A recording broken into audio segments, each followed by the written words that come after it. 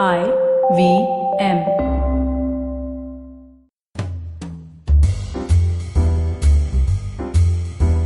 Welcome to Absolutely Right.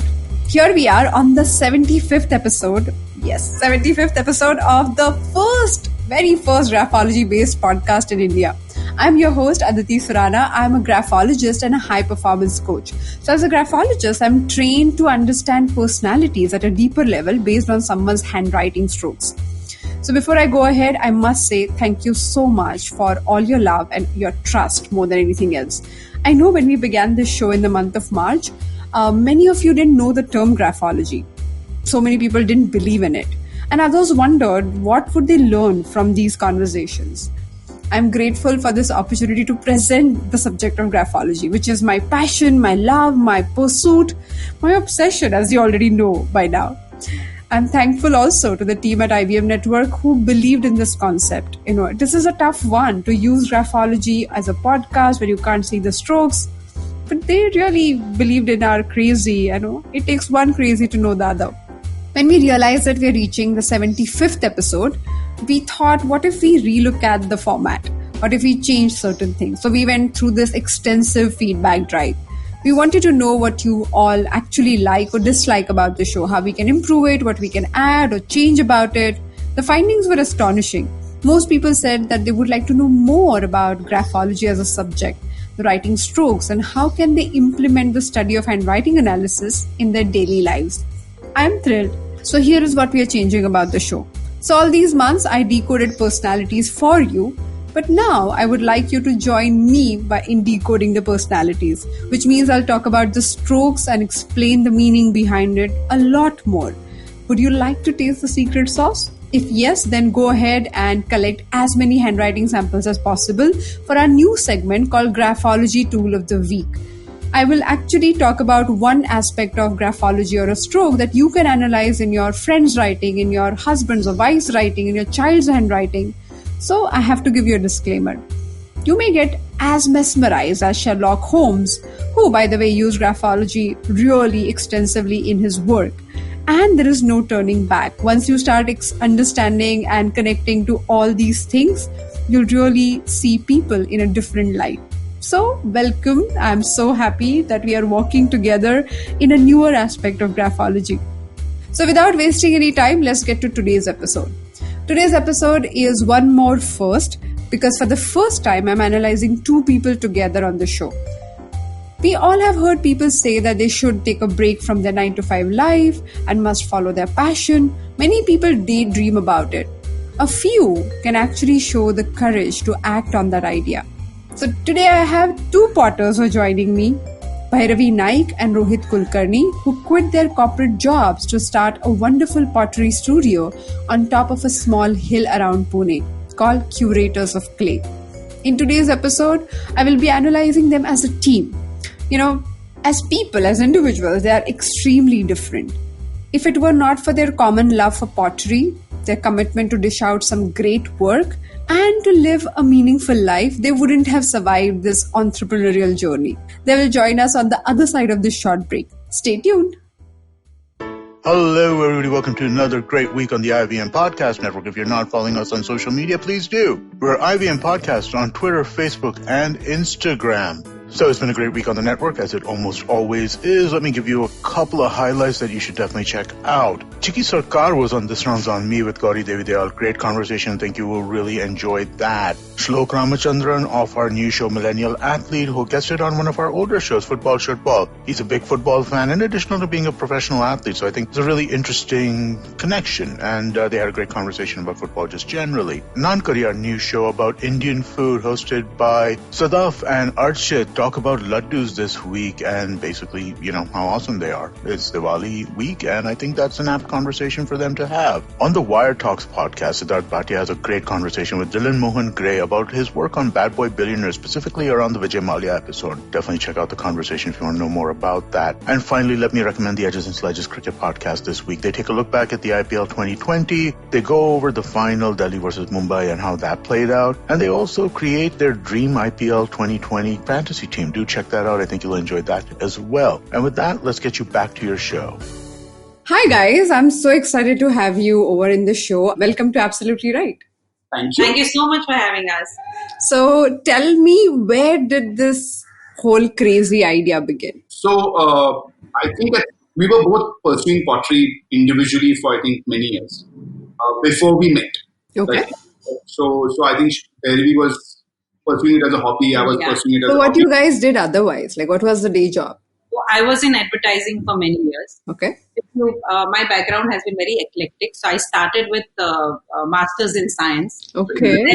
Actually, learning Then people. I went on to do my masters in marketing and joined advertising. Advertising, I was in business side of it, not creative side at all. Okay.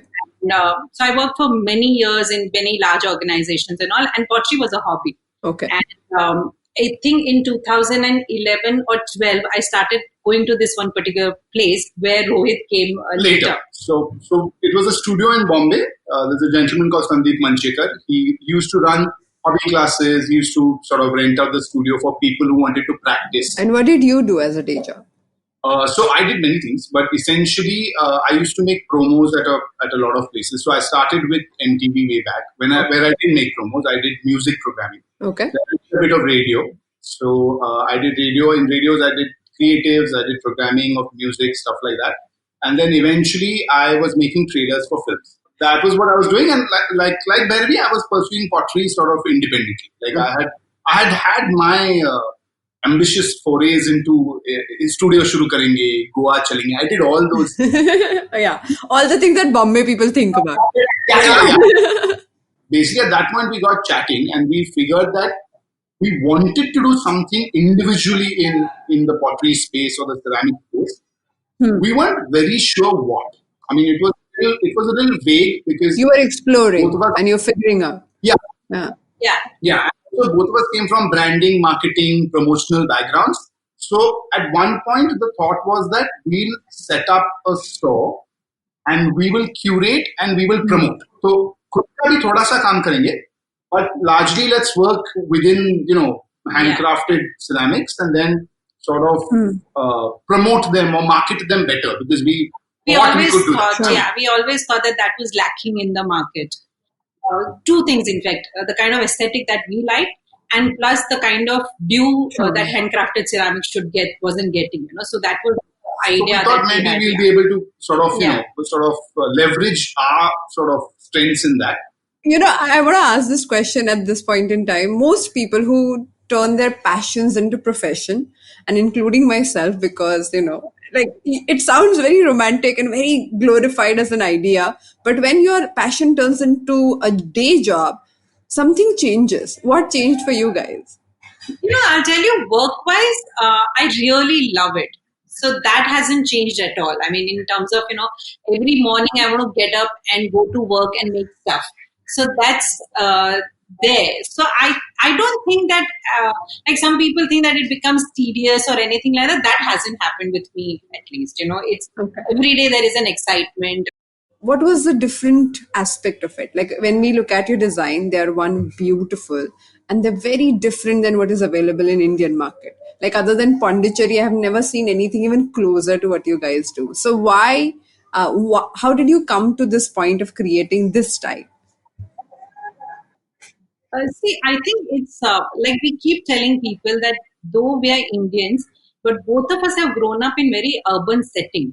We've been exposed to a lot of international media, and especially in college and jobs we did, we were constantly seeing international stuff, in terms of films or art or anything that we see. Yeah, I love Bollywood, no international. Just saying. No Iranian films. Okay. And when it came to pottery, Japan was a big thing for us. Japan and a lot of in design terms, for me when I was working in advertising, even Scandinavian design, that it comes across like that. It's very Scandinavian appeal and asymmetrical. Correct. So that's how it. So it came back into our pottery when we started working. So Bhairavi, the question to you. So as a creative aspect or creative engagement, when I was looking at both your handwritings and also reading your stories, I felt you come from that point, okay, business is great, but I got to feel the connection. If it doesn't work, then I'm just going to walk away from it. So let's get to the next segment. Let's turn the tables, and it's your turn to ask me questions. I have both your handwriting samples in front of me, and let's begin there. So we've been partners, business partners for last 5 years.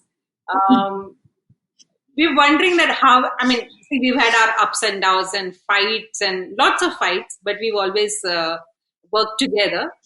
How is it? I mean, what do you think based on our personality? How has it been? So I have a precursor to this question.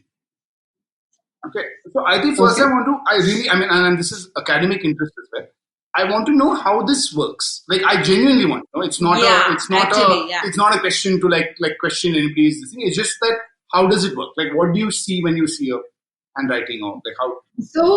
So imagine, like, remember when we were learning handwriting, how to write in school? We copied the teacher, and technically, if we were merely copying somebody, then our handwriting should have been identical. Yes. But they're not.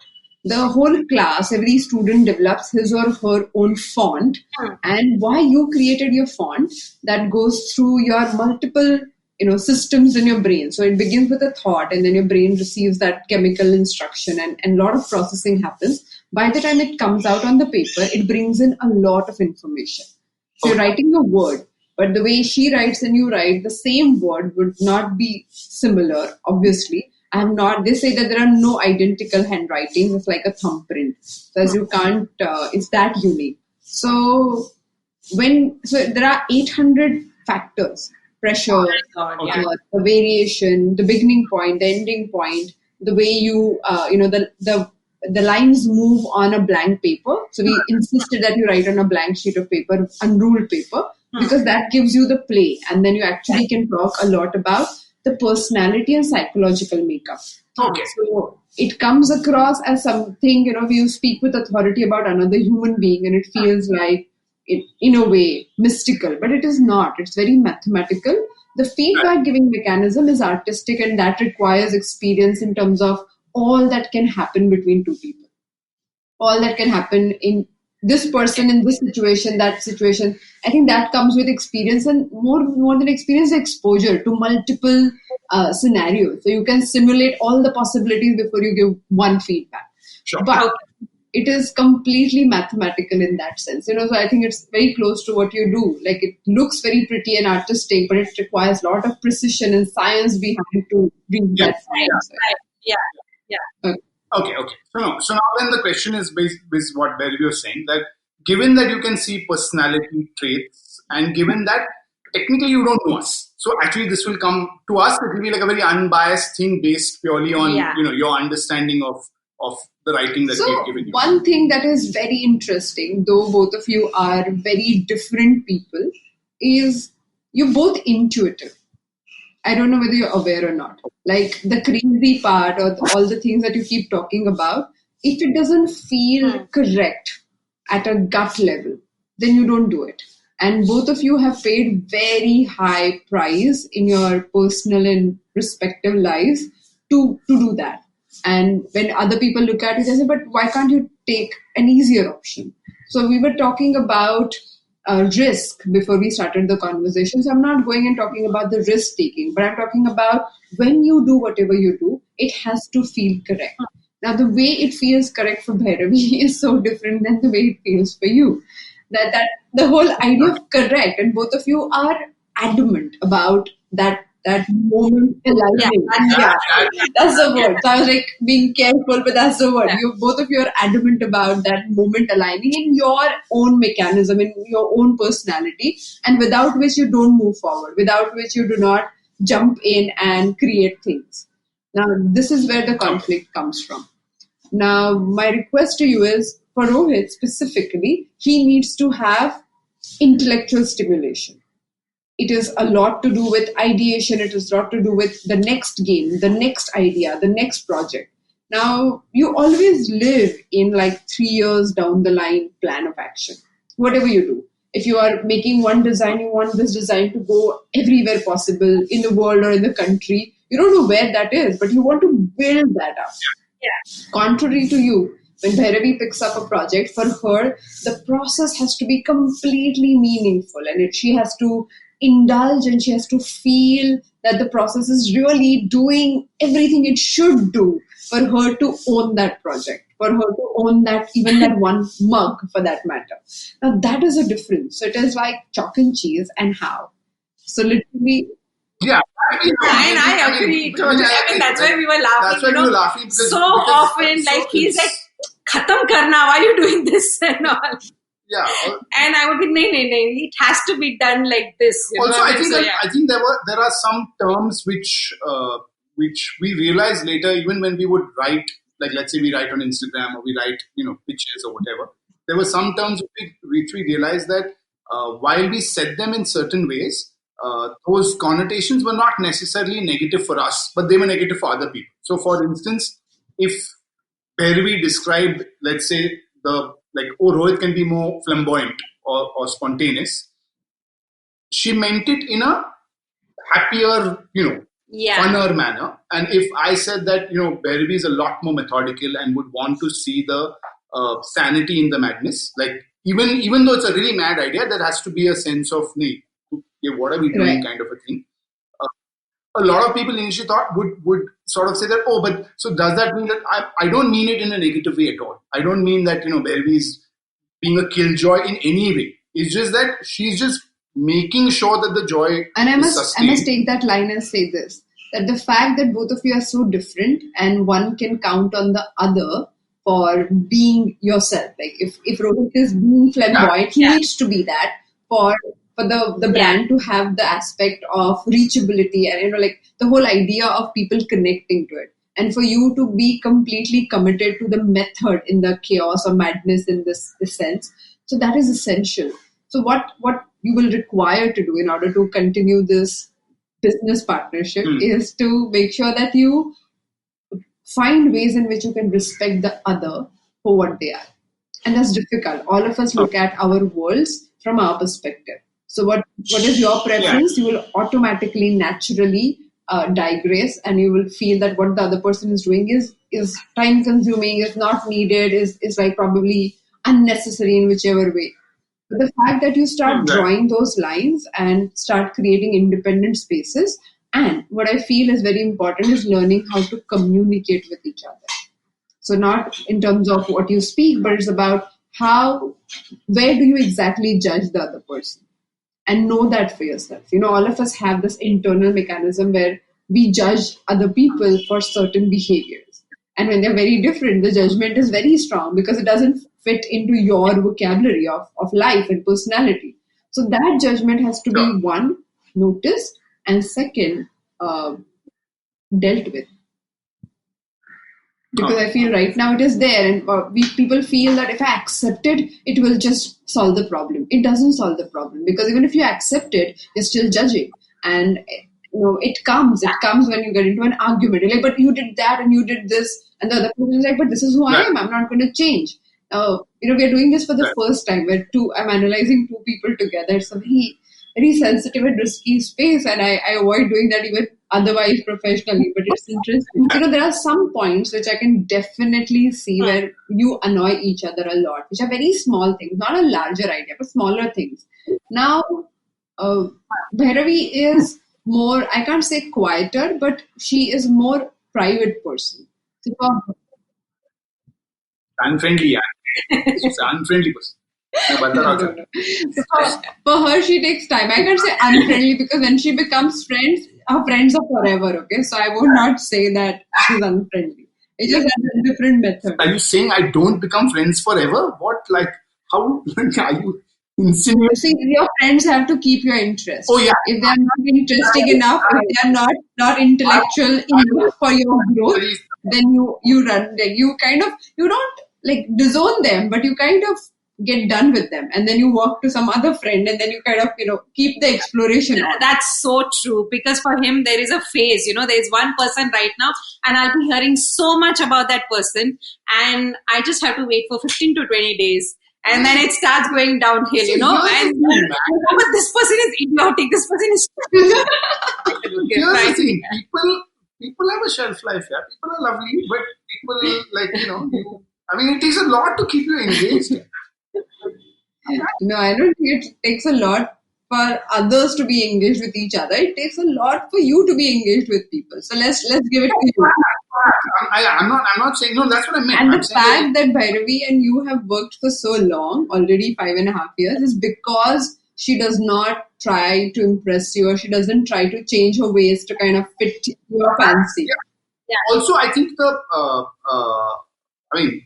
other thing is, I think inherently there is a decency. Yeah. I mean, I know that a lot of people seem to think that wo to hona hi chahiye, but I think a lot of people are not inherently decent, and I think that changes. I think more than decent, both of you genuinely respect each other. But like you don't agree with each other, but you genuinely. So I think the decency comes from the fact that you respect the other person's. I'm just going to use this, Aditi, next time. Like anybody says that, like, oh, you're not being disrespectful. I'm like, I have a clip. Hang on. Let me play this for you. Yes, man, anybody. So, what questions do you have? So, I spoke about how you guys argue, and we spoke about what can you do. So, sit down one of these days if you feel like, and talk about those 3 or 5 things that are genuinely triggering for one another, and help the other person to say, okay, if you say this triggers me, what if you use the other one, like other options? So give the option to the other person. That helps. I think that will help your. I'll tell you what. I mean, even at times, I am surprised that we have. I mean, individually also. We've stuck to Curators of Clay for 5.5 years. Yeah, it's not even as a team. The team comes much later. Sometimes when I think and wonder, I said how, and I guess both of us are obsessed about Curators of Clay. There is nothing else. It's just about You're how. Just realizing how this is making us look really sad. Right? Not sad. It's wrong.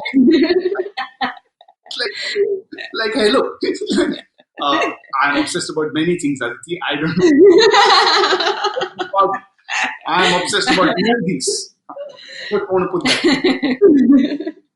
No, but I agree with that one point. The fact that you can quit and leave this at any point in time is an essential part of your success. Both of you are committed, but at the same time, you're willing to drop it. This is where you ask me as your first question, will it work? Where it comes from, that if it doesn't work, I would quit it. And I would find something that would work. And that commitment actually keeps the whole obsession going. If you're going to give up a very secure, quote unquote, right, and to do this has to be exciting enough for you to it has to be worth it. Yeah. But I do have a question, which is based on. So we spoke about the risk averseness part of it before we started recording, where we were telling you that both of us, I mean, while we are chalk and cheese, the one thing that we are sort of similar in, and this is about also like personal similarity, like not just thing, is that you are risk averse, like you won't. I'll never be able to think of we'll take a lot of money from someone and we'll venture fund this. I think the Uber of ceramics, bollocks. No chance. But I'm just asking you, because you've seen this thing, that do you think that there is a space within our personalities which can let that come through, or you're saying that I don't think you guys are risk averse. What are you saying, man? We are damn risk averse. I'll come to that. I'll come to what I'm saying. I feel more than being risk averse, that's definitely not the case. But what you guys do is you genuinely don't want to commit something in the future. So what you value is your life. And that comes across as money becomes an excuse for you to not jump in. But look at every other choice. If the biggest problem is you don't know what you will be doing 5 years down the line and you don't want to commit this responsibility, that is a bigger challenge. So it has nothing to do with money. So it may look like money, and venture capitalists may sit on your head, and the thought that somebody can sit on my head and tell me what to do and how to lead my life, that is the bigger risk that you don't want to take. I would agree with that, because I don't want somebody sitting and telling me make this money and all of those. No. And I will make what I want to make. You can't tell me what I should make. Exactly. So you use money and the whole idea.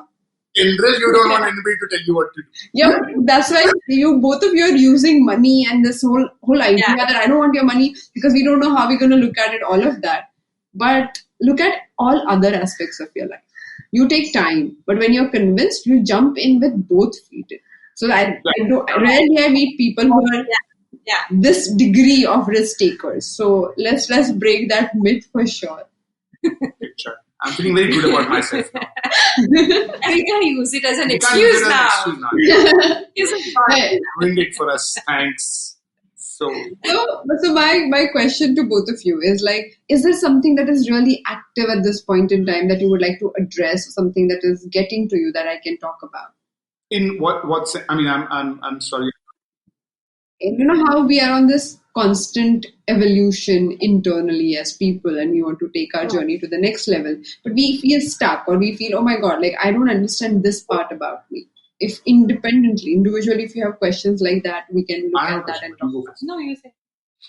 So the question is actually really, it's more about what you said, that the problem is that because we are in a field which is very volatile, in the sense that there is a client, there is a need, like a requirement of a particular thing, and then there's us making things.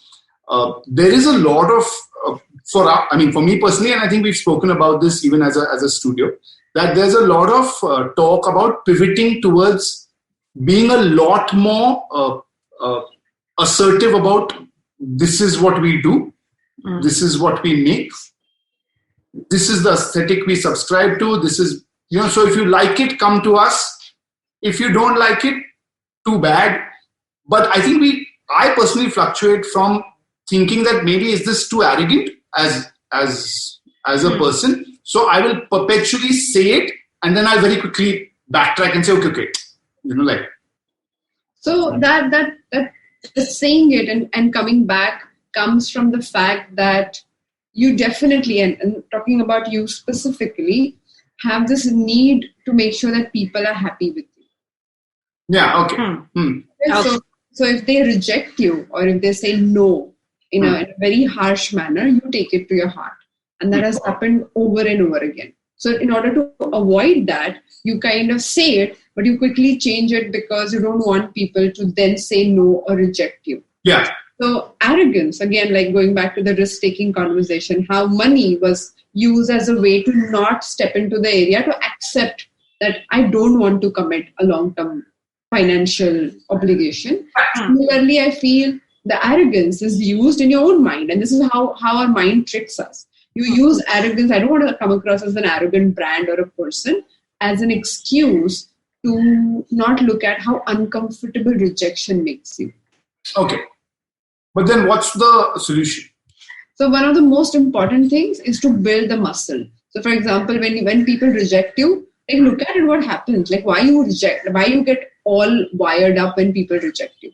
And when you start, and that's literally we learn how to speak, right? Especially public speaking, or in front of the camera, you kind of work at it, you kind of build the muscle. Right.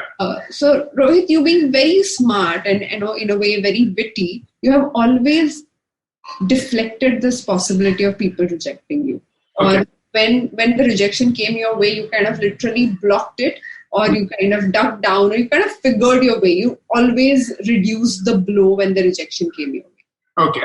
Okay, so you do that a lot in many situations. Now with work, I feel when we run businesses, it becomes part of two people coming together with their personalities, with their strengths, and also with their fears.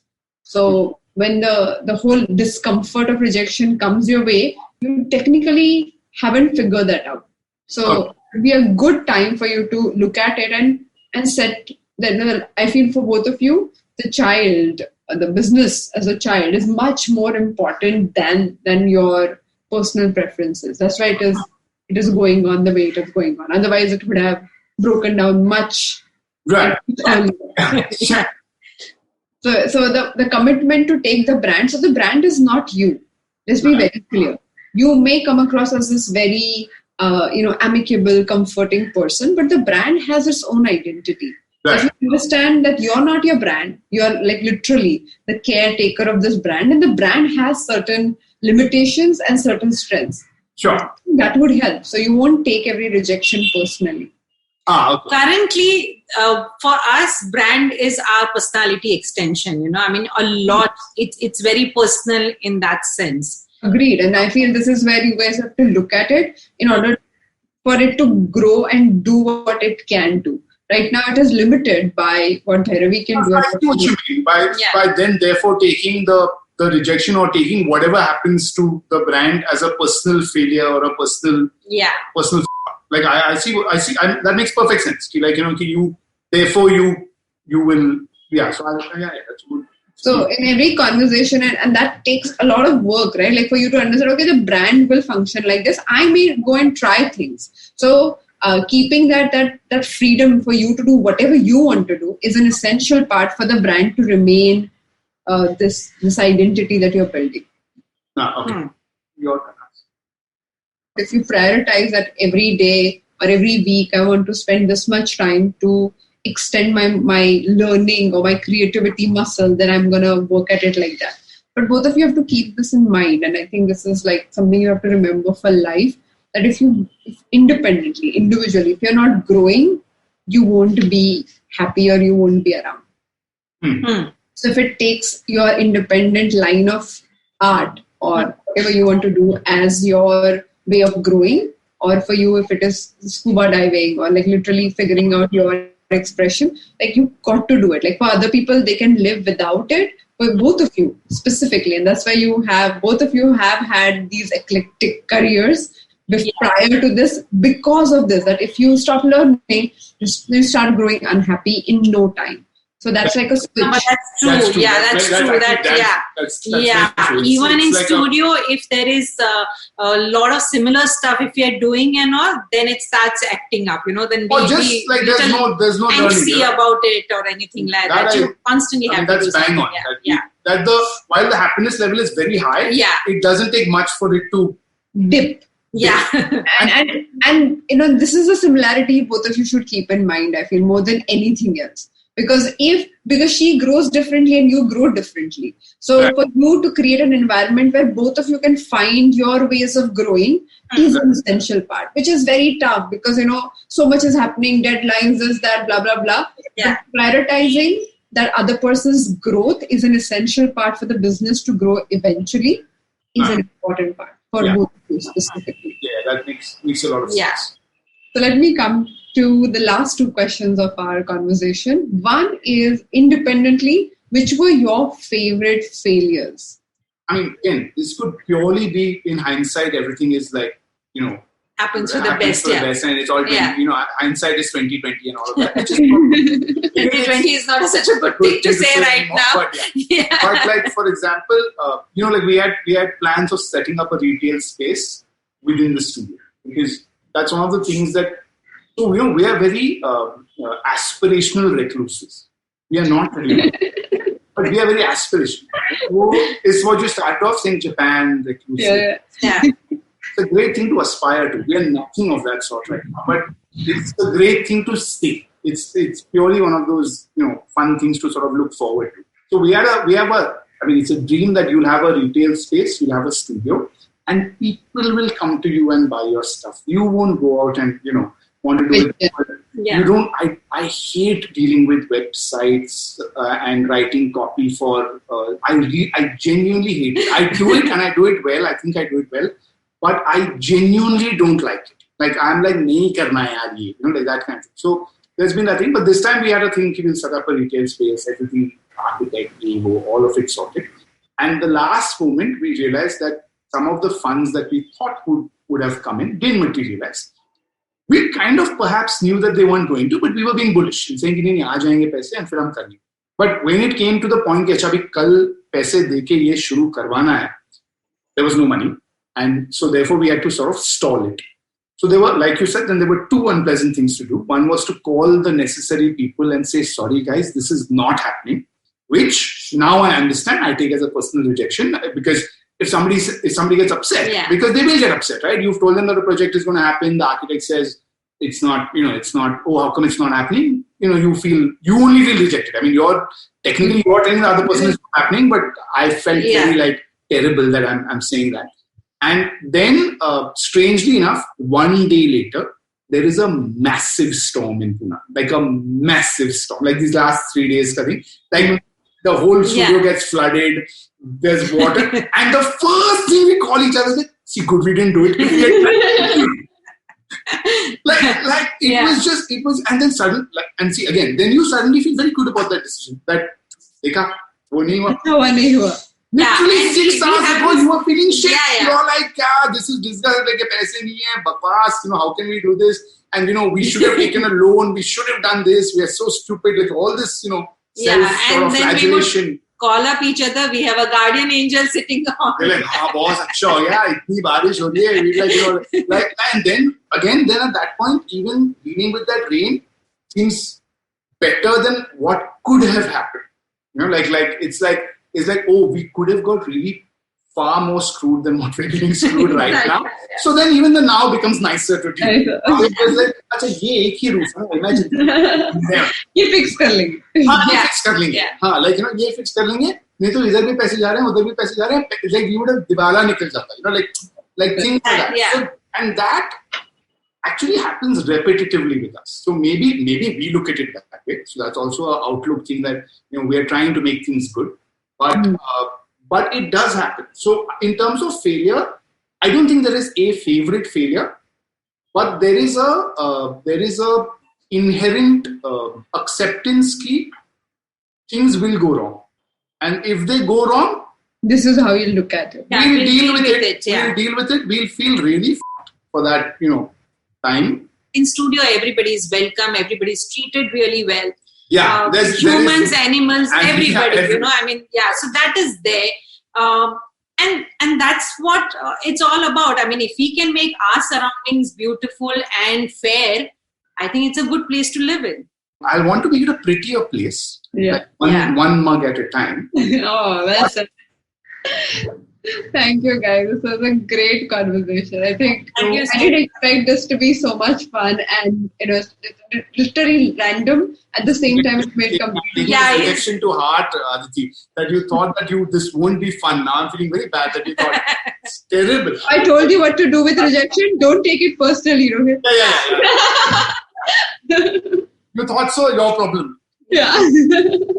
No, it was great fun, and I have to say, we were very skeptical about this thing, but no, it was really good fun. And a lot of things what you will say are makes sense. Yeah, makes sense. And we'll say it's right also about each of us. You got to say absolutely right. That's the name of the show. Oh yeah, absolutely right. Yeah. So whatever you said, Aditi, was absolutely right. Mostly. Oh, thanks. Huh? It did not seem like you paid us now. Yeah, true. You have to bring your style to it. That's seem like, hello, paid promotions don't work anymore. Thank you, guys. This was great. So we're going to send you a couple of mugs. Use them in the podcast. Thank you. I mean, we might as well. Now he's plugging Curators of Clay. But also we want to know for our listeners, where can they find you, how they can follow you, and what all they can, buy from you. Please search for Curators of Clay on Instagram, Facebook. We started off on Facebook, and now all our relatives are on Facebook. So it gets a little because now people are giving personal instructions.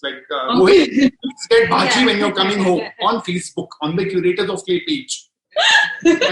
So we are now mainly on Instagram. Yeah. And Instagram we are very updated and all. So you'll get all the information. And it's a treat to look at your work. It's so beautiful, guys. So please check them out. And there's a website. Please come down to Pune also. Yes, please come to the studio. Please call us. And if anybody wants to come to the studio, please call us, schedule a visit. The only times we say don't come is when there's a kiln being fired or lots of stuff's being made, because then generally tempers are not all there. Because there's some deadline which somebody is pushing. Also, it's an experience, right? You want to come and experience the space, and you want to make sure that you see what you're exactly doing and why you guys are so crazy about it. I think that is an experience. Yeah, and also we have now. I must give one random shout out, because now we've got a great bunch of people who work with us, and they are all very young. So it makes for a very interesting thing, because the music is what we don't know about. There's references to pop culture that we are like,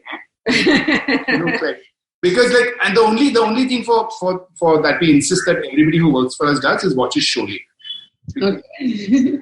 Some reference has to happen now. They're all watching, like Money Heist and all, and I'm like, not Money Heist. I think it would be something beyond money. I don't know what they're all watching. I know.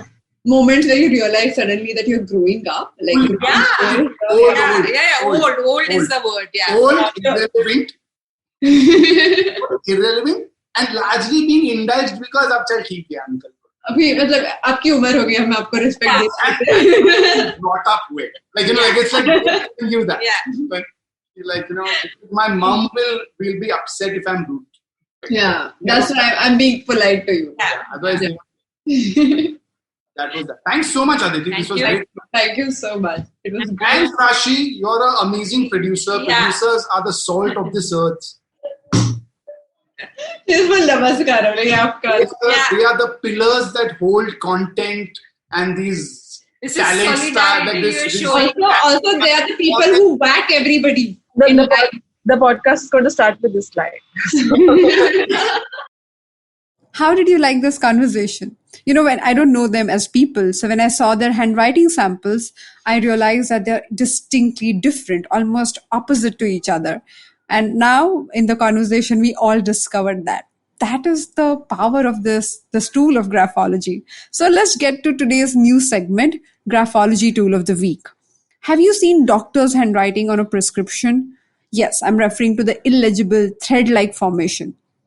What does it mean? If they can write something clearly, why would they rush through it? And why would they make these, lines which only, besides a graphologist, a chemist can understand?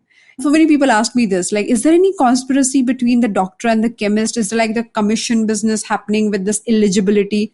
Might be true, but let me be only graphological here, okay?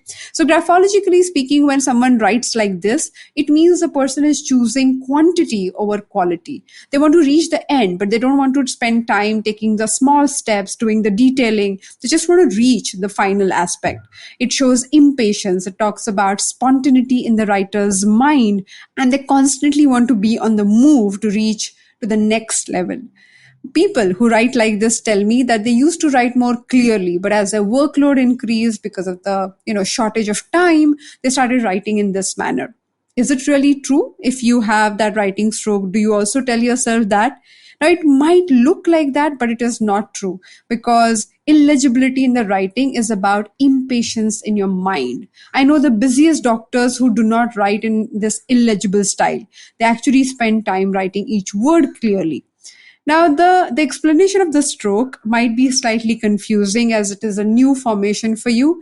So we thought we should create a resource. So on the website, aditisurana.com/podcast, you can actually find episode number 75, and there is a document that has all the details that I'm talking about. I have also given some examples there. Check it out. Thank you so much for joining me on this episode of Absolutely Right. Do you agree with the tool of the week? Are you also blown away thinking, how can this one thing in your writing speak so much about you? I can imagine. Welcome to my world. Send me your feedback and questions on my Instagram handle @Aditi Surana. If you're genuinely curious and want to know more about the topic, then each month I teach Graphology Masterclass. It's not a professional training, but it is designed for anybody to know about themselves, accept themselves at a deeper level. It's a great way to detect your anxiety patterns and understand what goes under your automatic tantrums. My students are using their knowledge to improve their relationships with their kids, with the spouse, also to make better hiring decisions. All the details are mentioned on my website, aditisurana.com. If you like this podcast, then don't forget to check out other interesting podcasts on the IVM network. You can listen to us on the IVM Podcast app or ivmpodcast.com. You can also follow us on our social media. We are @IVM Podcast on Twitter, Facebook, and Instagram. Let's connect on Friday. Till then, happy writing.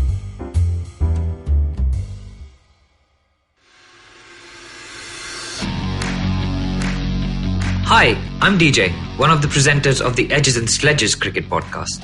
I'm based in London and host the podcast along with my friend from school, Varun, who's based in Singapore, and his brother Ashwin, who's based in the US.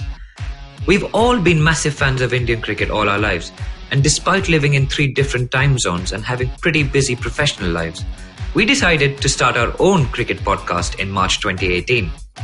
After putting out 59 episodes on our own, we were delighted to join IVM in May 2019, becoming the first pre-existing podcast to be picked up by India's largest podcast network. We've chatted with some awesome people, had some fantastic cricketing conversations along the way, but the main reason we do this every week is to have fun discussing the same cricket topics and issues that you guys are talking about every day in your living rooms. We're fans, not experts, so expect us to be honest. We really hope you decide to join us every week on the podcast. Are you constantly seeking happiness? Wondering how to make the most of every day?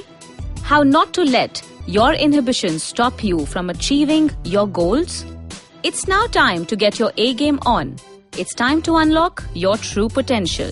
Tune in to the Empowering series with me, Zarina Poonawalla, to feel empowered in all genres of life. From behavioral skills to management skills. From health to relationships. From mental well-being to emotional well-being. And of course, your finances. I've got you covered. With these tips and tricks from me, Zarina, and true life stories from my amazing guests, you're bound to bring your purest to the table. Tune in to the Empowering series with Zarina Poonawalla every Thursday on the IVM Podcast app, website, or wherever you listen to podcasts.